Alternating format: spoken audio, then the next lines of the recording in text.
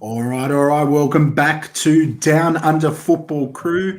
If you don't know, you will know that this is the Monday night collaboration between It's a Football Thing, the channel that myself, RJ, and a friend of ours, Rob, run, and the other side of the coin. You would obviously know that one, or you would not be here. We are absolutely thrilled and privileged tonight to be in the company of an Australian footballing legend in Mr. John Aloisi. He's represented the country. He is the current manager of A-League team Western United, and we know it's going to be an absolutely balling chat tonight, John. We're so pumped to have you here. Boys, before I ask how both of you are, John, how are you? I'm very well, thanks. It's great to be on. It's nice to be talking about football. It's difficult times at the moment, lockdown in Melbourne and so in Sydney. A few other places around Australia, probably a little bit open than us, but what keeps you going is football. There's been plenty of it over, with the Euros and now the start of the top leagues in Europe and also World Cup qualifiers. So it's been good to have football on. Absolutely. And Ms. RJ, how are you both? Yeah, man, I'm just a little bit under the weather, but hopefully it'll get sorted out very, very soon. But I'm buzzing. I am absolutely buzzing. I will never, ever forget the 2005 iconic moment. I still remember living with my mum and dad. I think I just turned 20, still with my mum and dad. Yes, I was still with my mum and dad. And, in an apartment, 2-bedroom apartment, just ordinary middle-class family. And as soon as that penalty went in, the entire neighborhood erupted. I was close to tears, maybe even in tears. I don't remember exactly what happened, but I lost it. I lost the plot, knowing that we are about to go to the World Cup. So now we have the man here to talk about that particular moment. I mean, as John said, these are tough times in Australia at the moment, especially in Sydney and Melbourne and whatnot, but it's so good to have John Aloisi with us and to be able to talk football. It's unbelievable. So yeah, John, thank you so much for the time.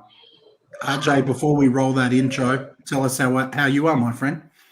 Well, I think Miz spoke very well in terms of summing up our feelings in a very nice backdrop. And John is, again, for those who don't know, we put the call out to try to get someone of the highest caliber, and we landed in the biggest of fish, in my opinion. And for me, being a fellow Italo-Australian, if you will, I've always had a tremendous amount of respect for icons, and I'm very reluctant to use that term loosely, but John is truly an icon, and we are truly blessed to welcome him on the show. And I just can't wait to unpack it because, like I said, tough times, but what gets us through is our passions, and one of our passions, of course, is football. So without further ado, let's get into it.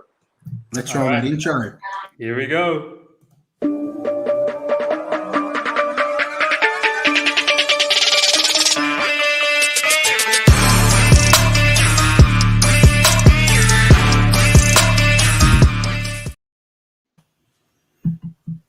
I love that, man. I just love that. All right. RJ, kick us off. Excellent. Yeah, no, absolutely. As we were saying, tonight's format, guys, just for your benefit, what we're going to unpack is, of course, John's distinguished playing and managerial career to date, some of his thoughts around the Premier League season in general, because that's, as you know, on a weekly format, we do like to talk Premier League and get the ins and outs, the highs and lows, and just really go through it all. And then we'll touch on some reflections from John transitioning from player to manager and all the insights he's gathered to date. So first and foremost, John, tell us, you've had quite a distinguished career. You've played here, obviously, in Australia in your early days. You've gone over to Serie A. You've played in La Liga. You've played in the Premier League. And I believe, and correct me if I'm wrong, you are, if not the first, one of the few at least that have scored in all three of those major leagues. So just talk us through a little bit about the key highlights of your very distinguished career, my friend. Yeah, no, probably the highlight being able to have a career first, because that's something that you dream of when you're a kid, is to play professional football, and a lot of hard work and sacrifices go into it.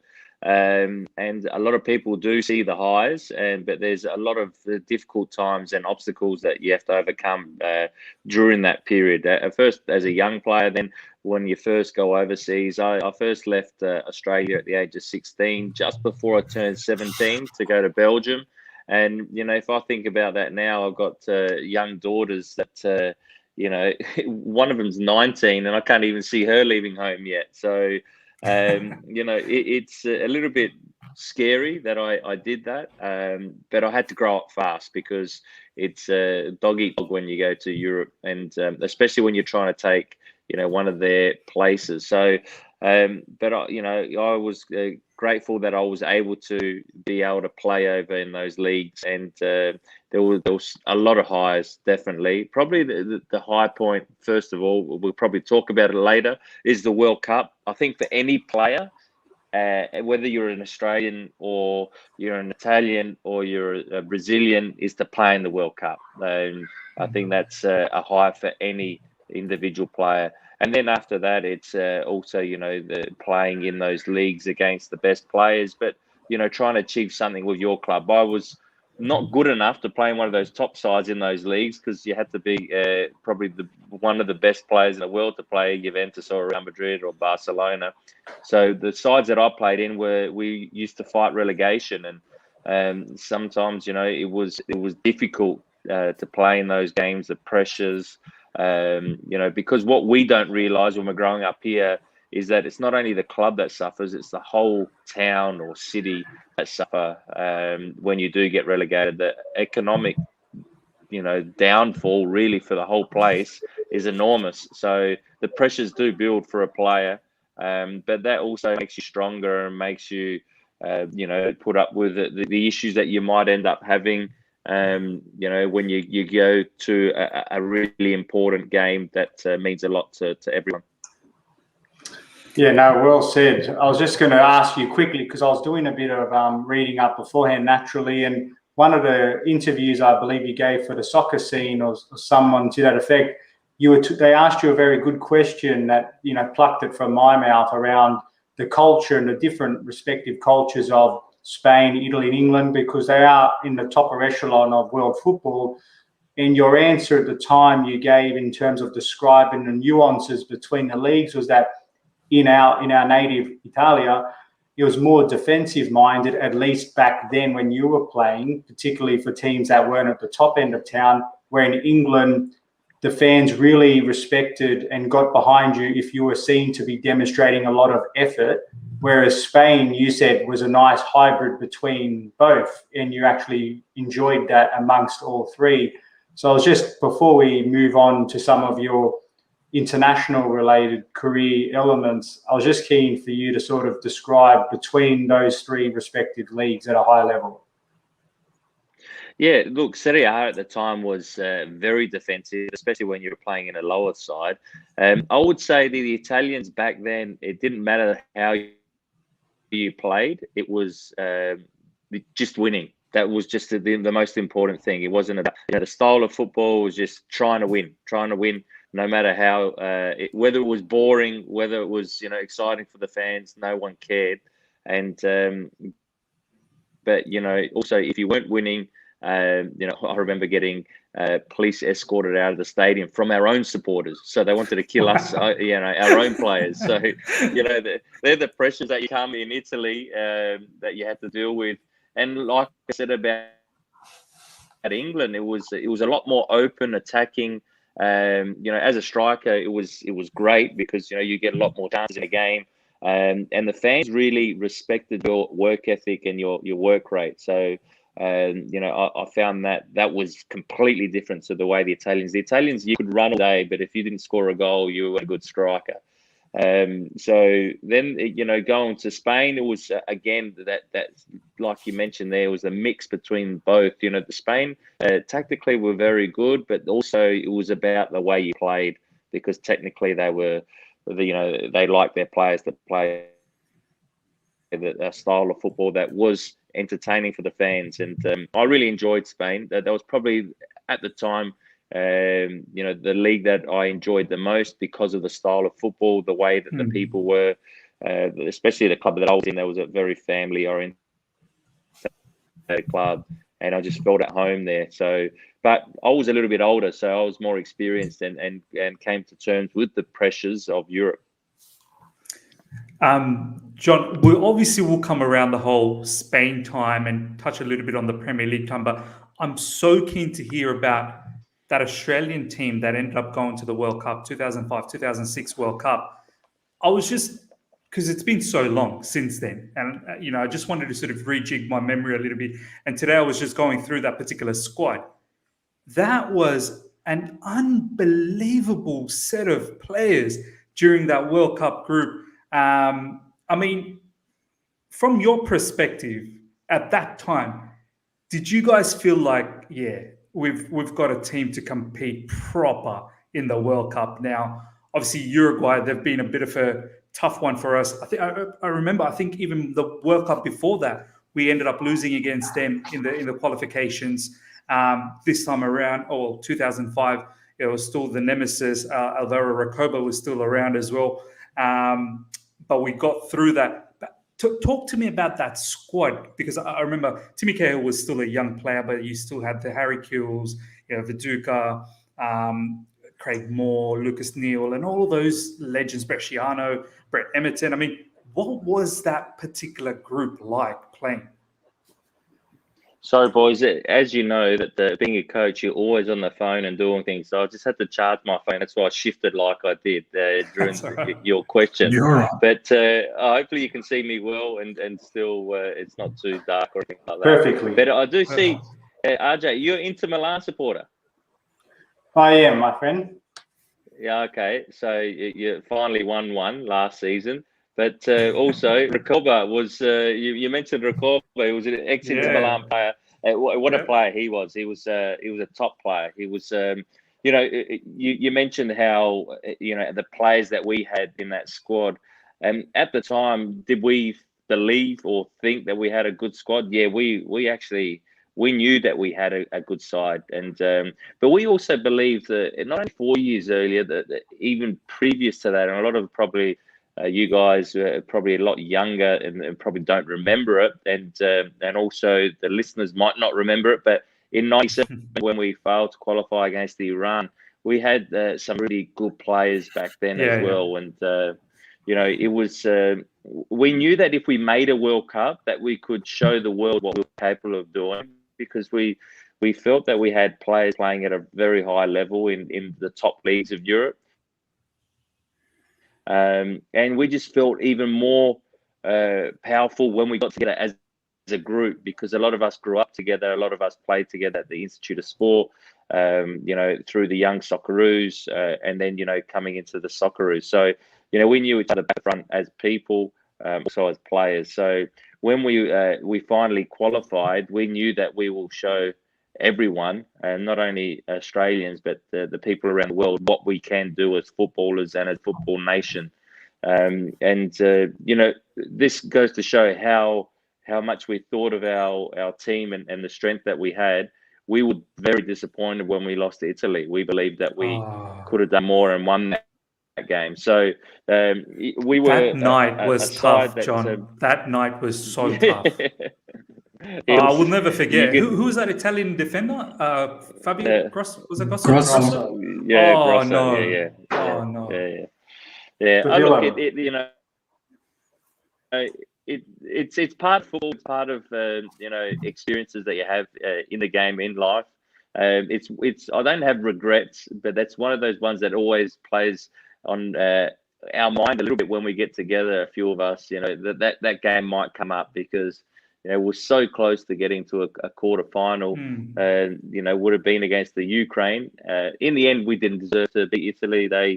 They won, and they ended up going on to win the World Cup. So you can only congratulate them. But that just goes to show the side that we had back then. Fair shout. Look, I'm going to save it for RJ, because I know he's been dying to ask you about a particular moment, probably the moment that you I don't know if you would get over talking about it, but I'm going to let RJ do that, because I know he's been pumped. No. Well, look, the world wants to hear it again, John. I'm sure I'll use a transfer analogy now. If you had a pound or a dollar or a euro for every time you're asked to relive the moment of moments for Australia, because the context was 32 odd years or whatever it was that Australia had been back in the World Cup. So many of us had never seen it, and if you had seen it, you'd likely been very old the next time. So to say that it changed the landscape of Australian football from there on in is not an understatement. It's pretty accurate, I would say. So for the listeners, even just us, to relive that moment again, John, again, it's a penalty shootout. It's a high-stakes situation. You've only got the whole hope of a nation riding on your shoulders. How do you sort of channel the negative or the potential negative energy if you miss versus if you get it, knowing you're going to send a country into raptures? Please describe them, Mikkel. Yeah, well, lucky I didn't think about what it would have been like if I missed, because then I would never have taken the penalty. I think you can't think about that when you're stepping up. But look, the important thing was that I had a good feeling from 4 years earlier when we lost to Uruguay that I played with a few of the Uruguayan players, Pablo Garcia and Chenga Morales. They were with me at Osasuna, and I used to cop so much stick from them. For 3 years I was copping it that Australians can't play football. You're this, you're that, and I always used to say, don't worry, next time we play you, we'll beat you. And then I had a belief that I was going to score the goal that would take Australia to the World Cup. Now, people might call that a little bit, bit cocky. But that's the belief, the thing you have to have if you're going to be able to step up for those moments or be involved in those sort of games. So I used to practice not only my finishing but also penalties as often as I could. And I remember the day before the actual game, staying behind and practicing penalties, 5 penalties, and they're all down that end that we ended up taking the penalty shootout, because I knew sort of where our fans would be, and back then you didn't have a coin toss. Now you got a coin toss to pick which side the penalty shootout should be taken. But back then it was normally to where the main fans were. The referee would just always select it down that side, and so I knew that what I had to do. I knew my run up. I knew the way that I had to actually strike the ball. It was so as soon as it was my penalty from the halfway line to the penalty spot, all I was doing and saying to myself was, do exactly what you did the day before, and we're going to the World Cup. So that was the mindset. That was all I was thinking about, and that was the way to get over and not think about the pressures of it. It was just going back through the process of how my run was. So as soon as I put the ball down, I went back to the 18-yard line, in line with the post on the right side, had a quick look at the referee, saw him blow his whistle, and at one point I looked at the keeper. But that was just the way that I took penalties. It was all that focus was on striking the ball. If I struck it well, the keeper would have no chance. And beautiful. Thankfully, I struck it well, and because he went the right way, but he wasn't good enough to get there. It was struck brilliantly. It was absolutely. I wish, John, I wish back then there was more social sort of platform awareness. Like, I feel like that moment did not get enough, socially viral at that time. Like you get things right now, things get viral. I feel like that moment, only us, like my young son will never know that particular moment, but only a set of people during that time frame would only know that. And I wish more people knew about that. But Scott, you were going to say something, Yeah, no, just quickly, because in a moment I'm going to ask you for some of your thoughts on the Premier League season. But looking at our national teams now, the Matildas are coming off the back of, brilliant international campaign, a little bit unlucky at the end.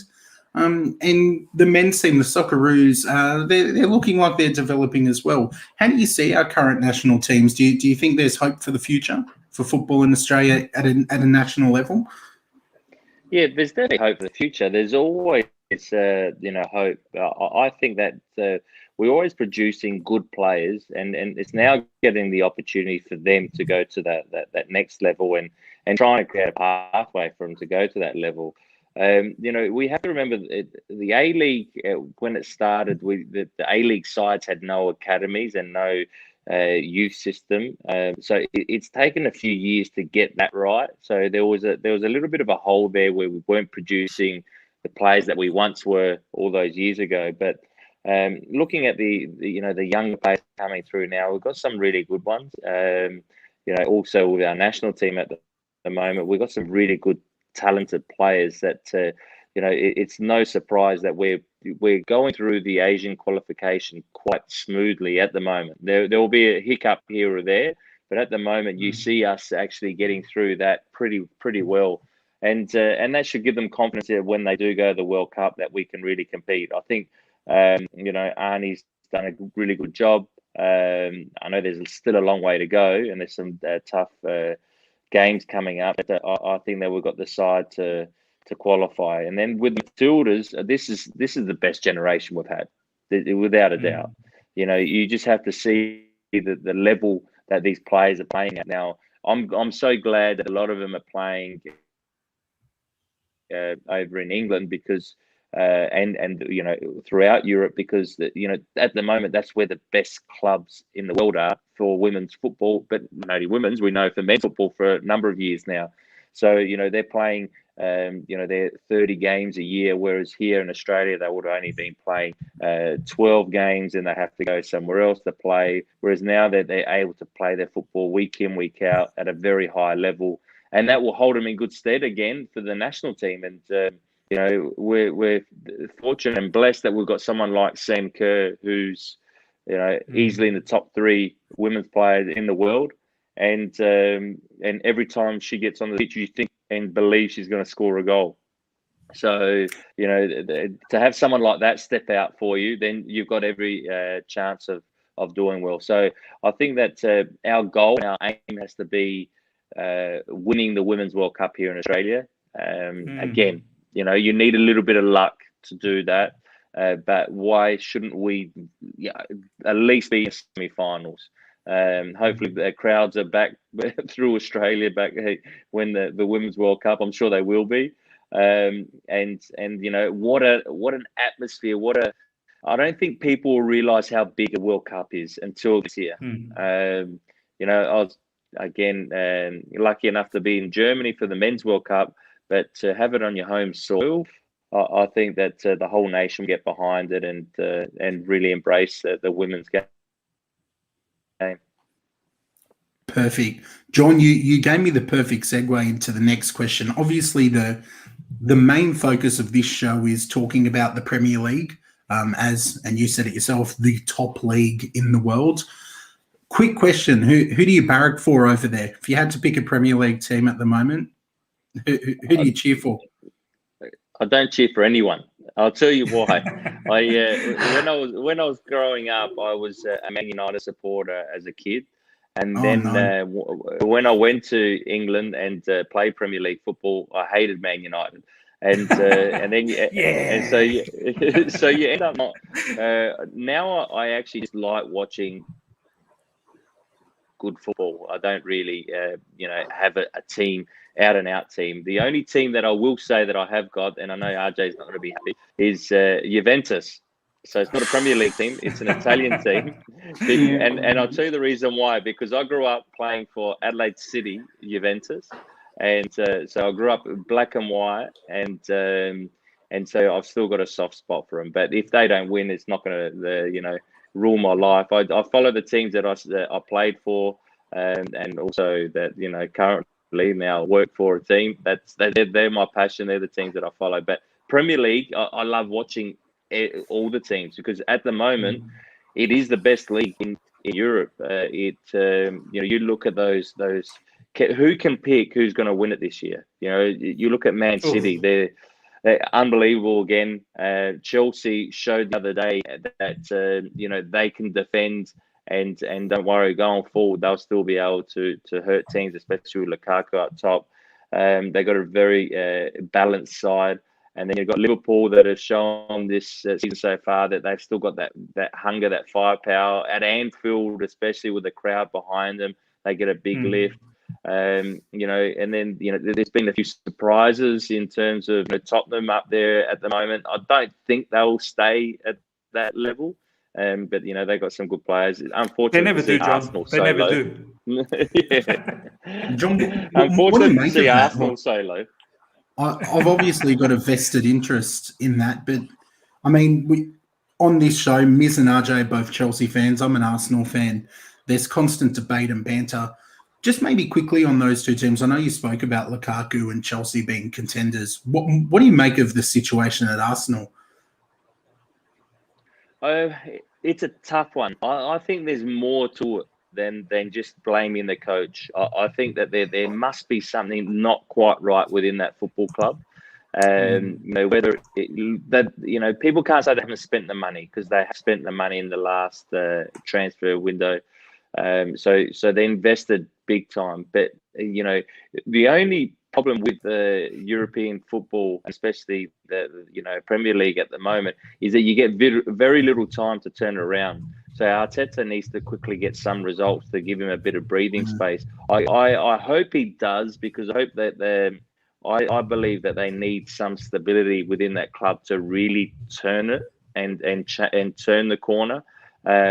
Because I think, we look at Man United all those years ago when Alex Ferguson first took over. It took him a while to get them to the level. And then once he did, they were able to sustain it over a certain period. Very hard to replace someone like Arsene Wenger that was virtually running the whole football club. So it takes a little bit of time to, get that right. And, I know Arsene Wenger didn't have the best results in the last few years, but he was the main man of that football club. So whenever you talked about Arsenal, it was Arsene Wenger. So for someone to step in, it's going to take a little bit of time. The same thing happened at Man United when Alex Ferguson left.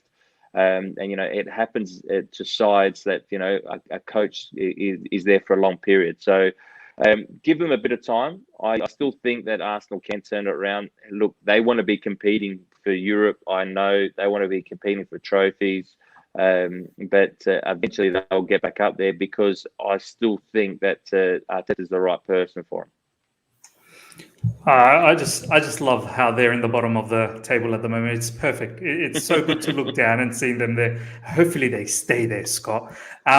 But John, I do need to ask you. Obviously, you've had, I believe, a few seasons, 2 or 3 seasons in the Premier League with Coventry back in early 2000s.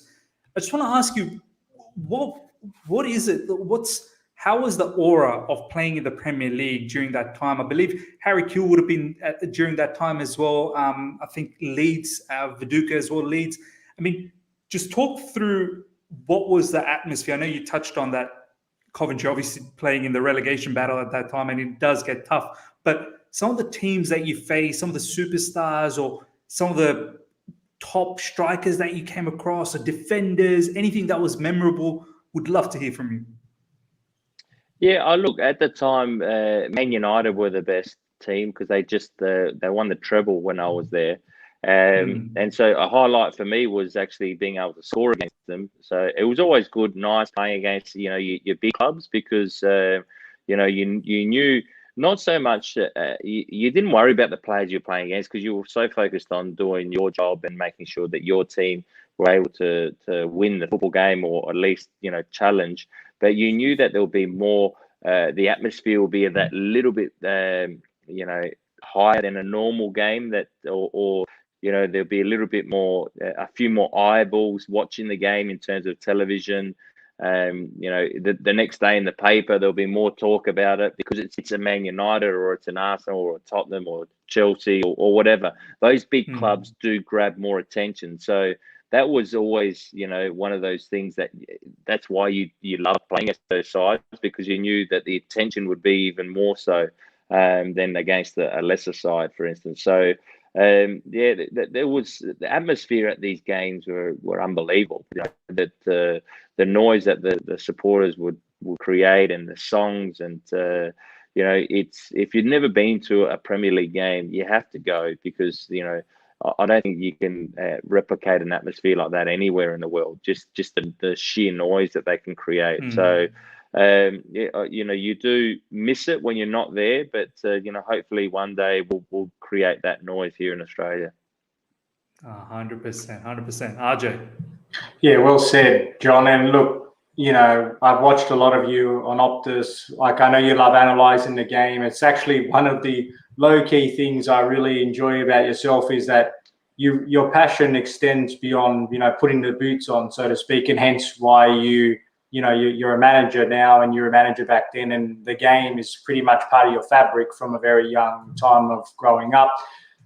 You've spoken about, you scored against Manchester United when they're at the peak of their powers, and you've been there, done that across the top leagues.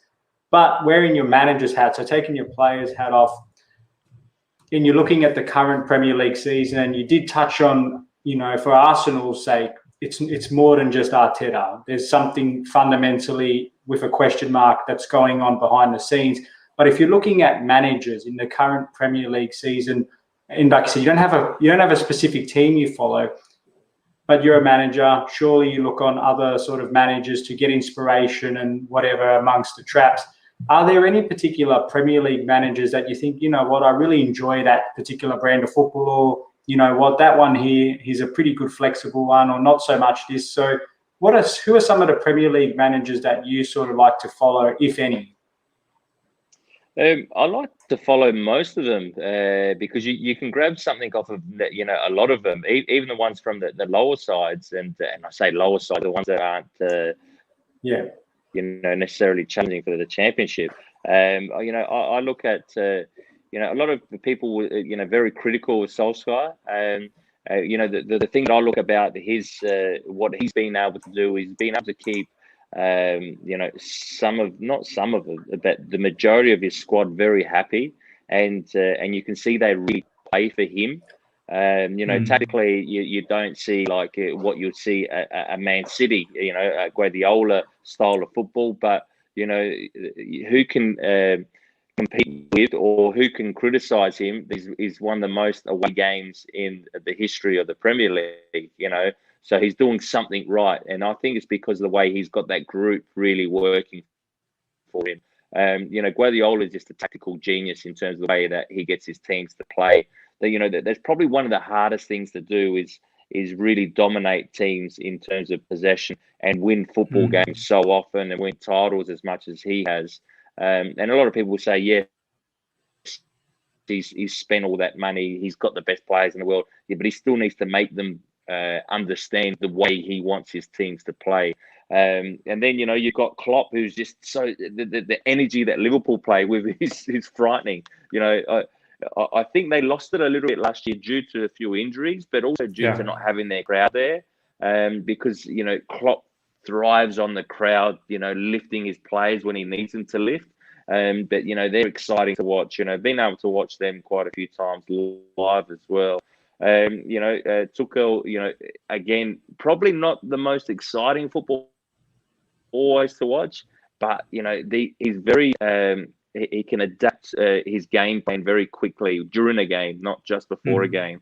Whether his team has to defend deep or whether they have to push on and dominate possession, and they do it very well. They're a top side. I think they're going to push to go all the way this season with the way that he's able to get his players to actually play the game. So there's a lot of those managers that you look at and you admire and you try and learn off of. But then again, you have to be your own person. Yes, you'll pick up things here and there. Also, you don't always have the players that, they might have in terms of playing a certain style of football. So you have to be able to adapt to what players you got at your disposal as well.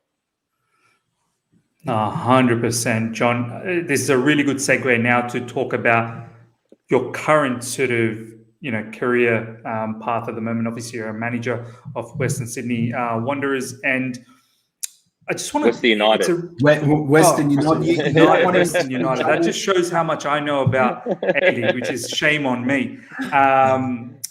Sorry about that. Western Sydney United, ladies and gentlemen. John, it was interesting what you just said a moment ago in regards to it's not just about getting all the players, throw money into a team and then just hope that a team just works out automatically. How important is it from your perspective that, now that you're a manager, that whole technical side of things, the educational side of things, it's not just about getting a top talent, which is important, of course, but in order to make them play the way you want to play or your vision, how important is that from being a player and then going into a manager to be able to convey that message to another player? Look, it's so important that there's so many aspects to coaching. There's obviously the tactical side, which a lot of people watch and see and analyze, and because that's what we see on the weekend. That's what we see when we're watching the game we love. But there's the whole culture of of making sure that the team dynamic is right, and that's not only on the field, that's also in the dressing room, off the field. These are really important things. And you say about getting the players to do what the coach wants. Well, you need the players to buy in, and getting them to buy in is important as well. You want them to feel like in the end it's their own. That's what they believe is the way to play and win football games, is the style that you're playing as a team. So all those aspects come into play, and you have to try and explain things in certain ways to certain individuals and in other ways to other individuals. I think that the biggest thing is, like, coaches will have so many tactics going on in their mind and so much detail going in their mind, but you can't complicate it too much for players, because I was a player. I know what it's like. When you're under pressure, the player needs to get the things and needs to be simple.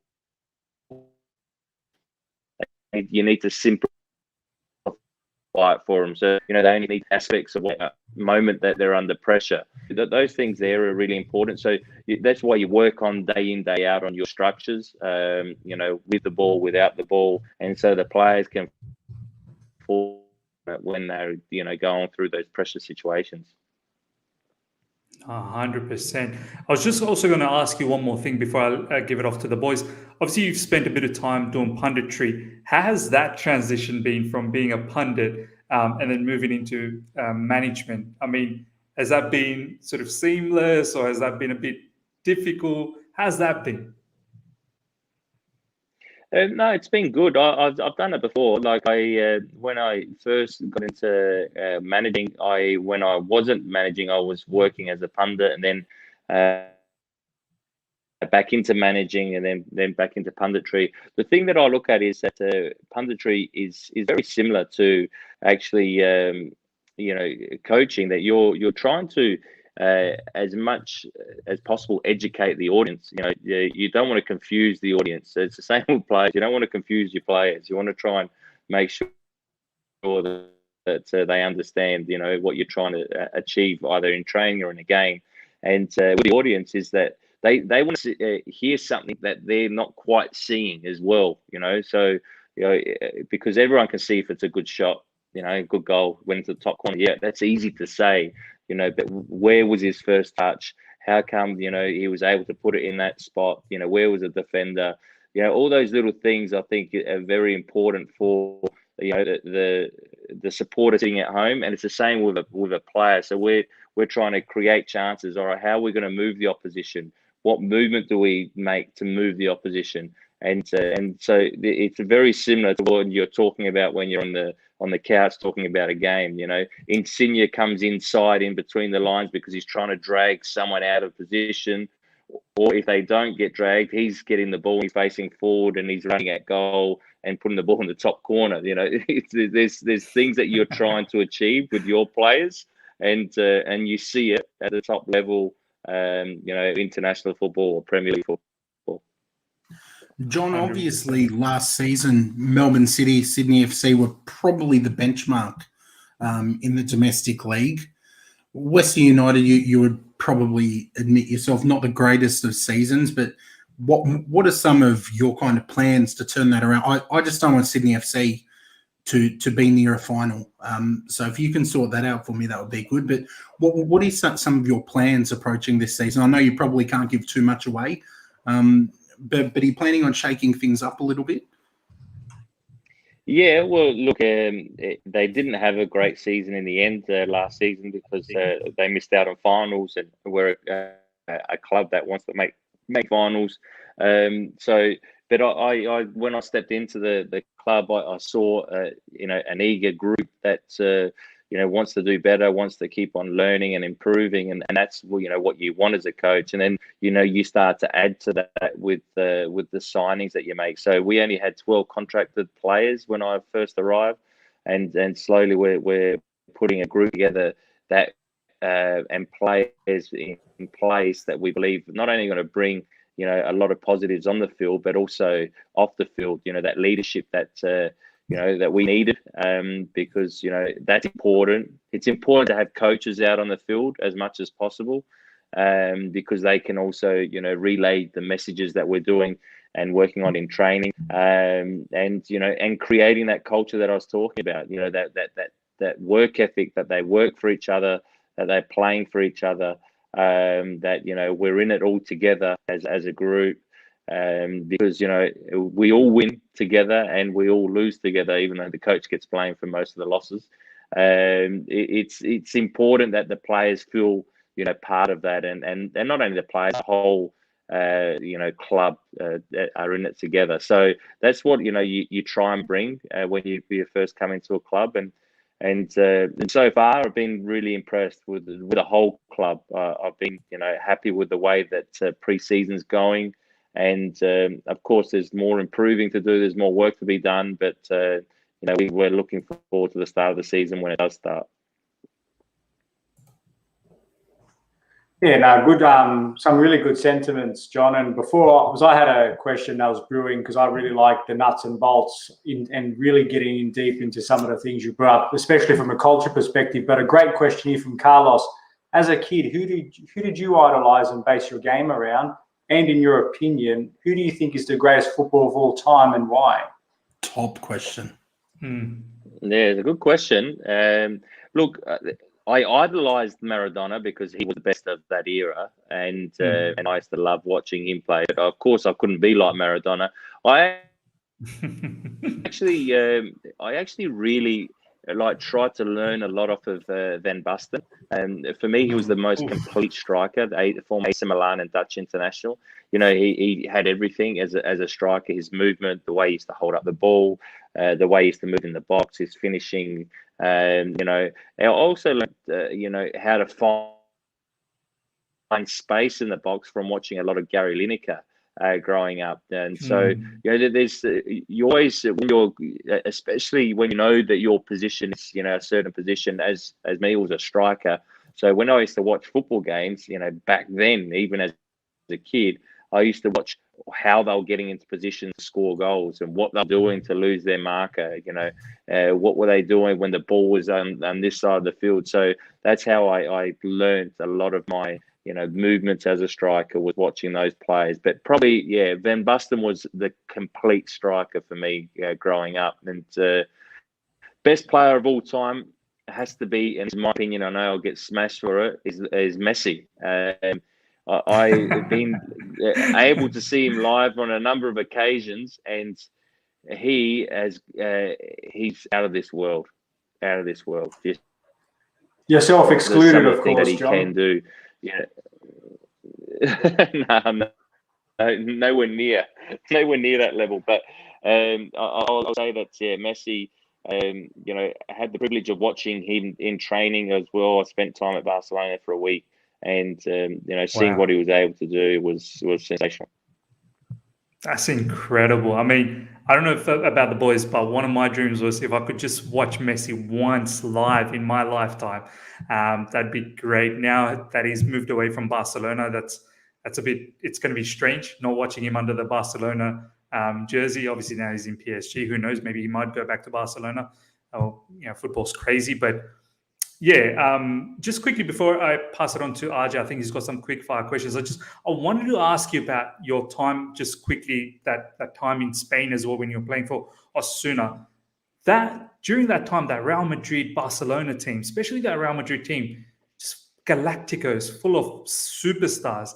What was it like coming up against those sort of teams, Real Madrid and Barcelona? Were you looking at, I do want to showcase, here's an Australian, I'm an Australian footballer. I need to showcase that we belong here.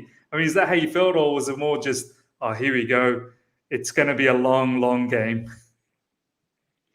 Funny enough, when I was playing Osasuna, we beat Barcelona a couple of times and we beat Real Madrid a couple of times. So it wasn't like we were going into the game going, oh, we've got no chance. We were going, prepared, believing that we could win, believing that we could beat these players, and also knowing that, a lot of the time you have to remember that these players are playing 3 games in a week. So they're playing Champions League on the Tuesday, then playing us on the Saturday, then playing another Champions League on Wednesday.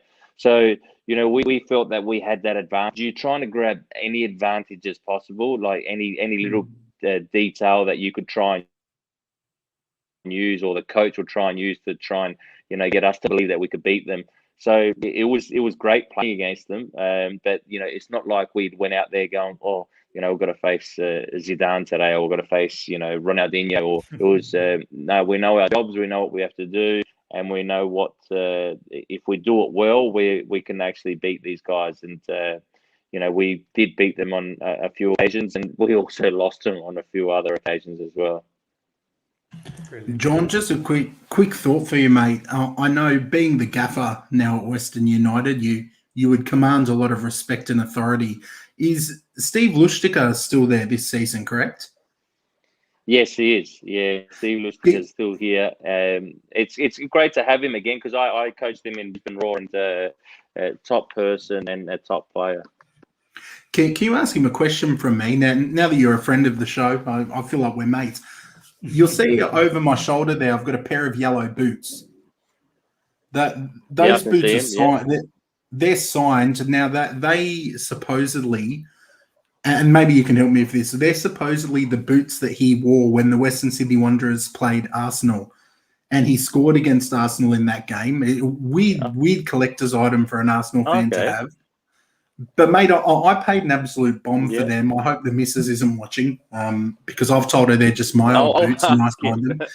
Mate, can you find out for me if he sold those boots? Because if not, I've got to tell my wife that they're just my boots and I signed them for fun. Yeah, definitely. I'll ask him. His answer could be the difference between divorce and a happy marriage. I'm sure he's got, like you said, transforming Western United from being, from where they were to catapulting to the top of the A-League to go and ask about Scott's soccer boots. I'm sure that ranks right up there in priorities for him. Mate, we ask all the big questions on this show. I'm sure this is the kind of content John came for. I was actually going to ask, and Vivek actually brought us up a question about the transition from player to manager, but you spoke, and I listened very carefully, and there's a word that you use consistently throughout this stream, culture.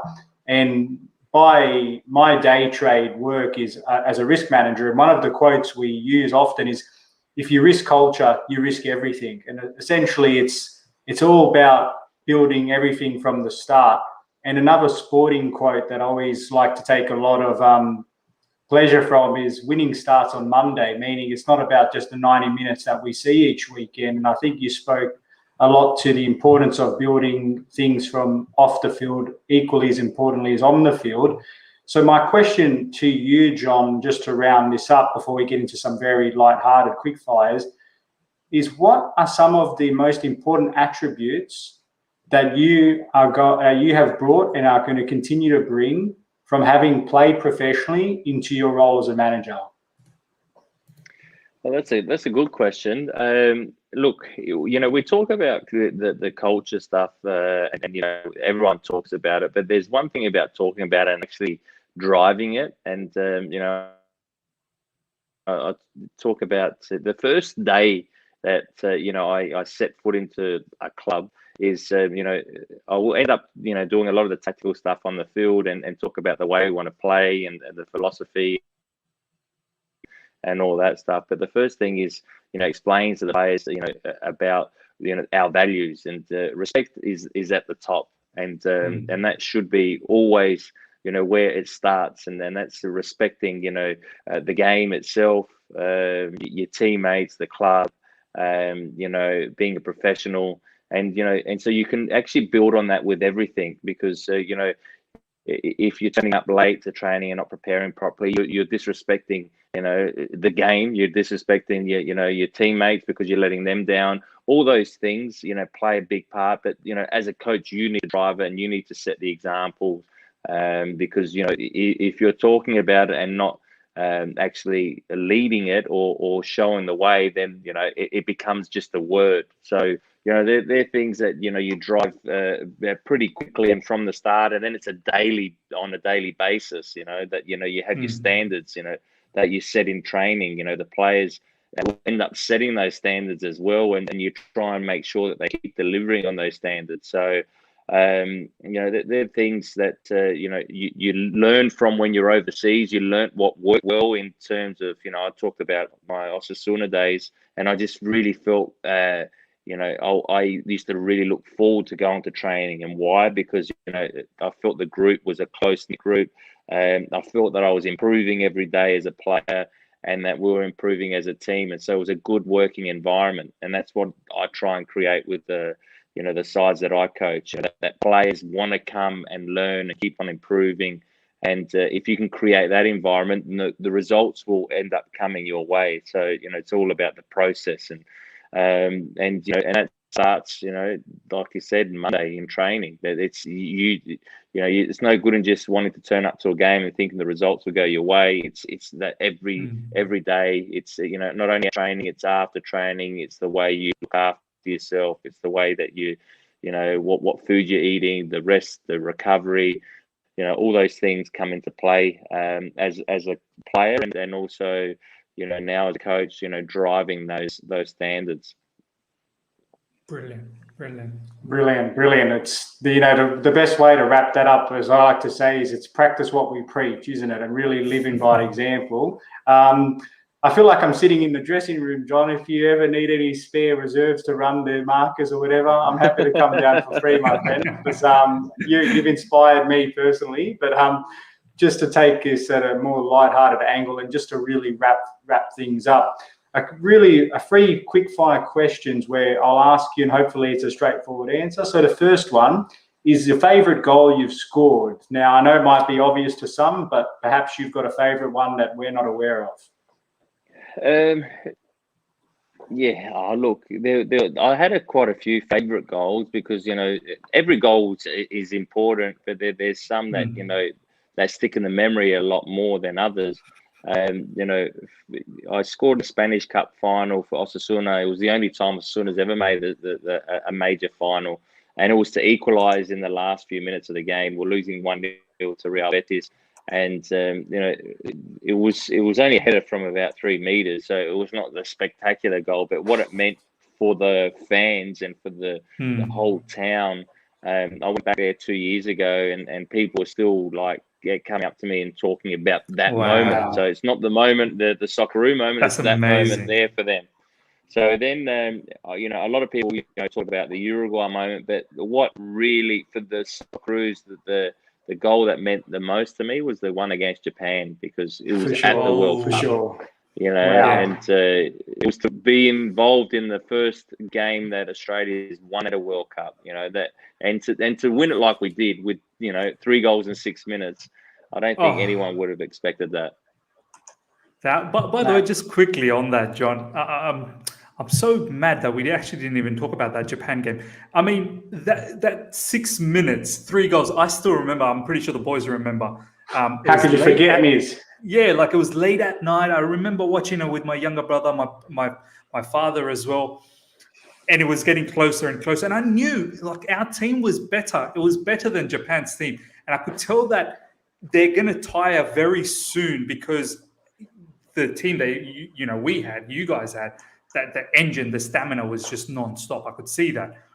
I mean, did you guys believe as well as a team that as soon as that one goal comes in, we can take over? Because I could see Japan they were dying at the end. Like they were just holding on. They were just holding on, weren't they? They were holding on with their dear lives. Yeah. Well, see, and this is where the preparation comes into play, because we worked it really hard in that preparation. You know, our training was probably the hardest training that we've, as a team, but also as individuals that are experienced. And so we're going into it knowing that we were as fit as that we'll ever be, and we knew that we could run all over teams come the last 10, 15 minutes of the game. So that was, through what Gus was implementing with us. And so we knew that come the final 10, 15 minutes, when we saw the opposition tiring, that we're going to run all over. And plus, we used to work on those substitutes coming on, that what we had to do, and how we could actually change gears in a game. Gus used to say, we can change gears. We go 4th, 5th gear with the subs we're making. Wow. So, we felt that we could get back into it, and we knew that if we scored that one goal, that we could go on and score a couple. Brilliant. Incredible. Speaking of, now you've spoken about some of your favorite goals you scored. Now you're also a pundit, and you're also fundamentally a fan of the game. What one or a couple of your favorite goals that you've seen across your time? I've seen plenty of unbelievable goals.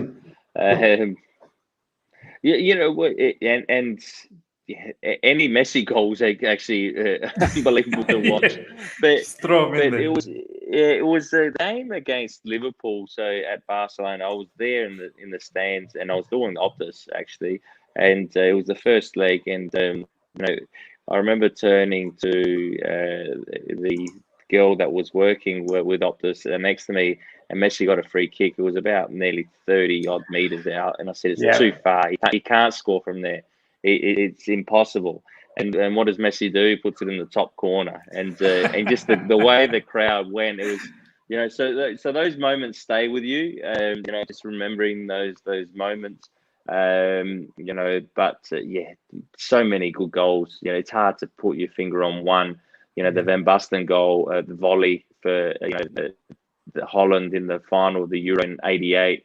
That was a special moment because it was in the final, and to be able to technically hit that was incredible.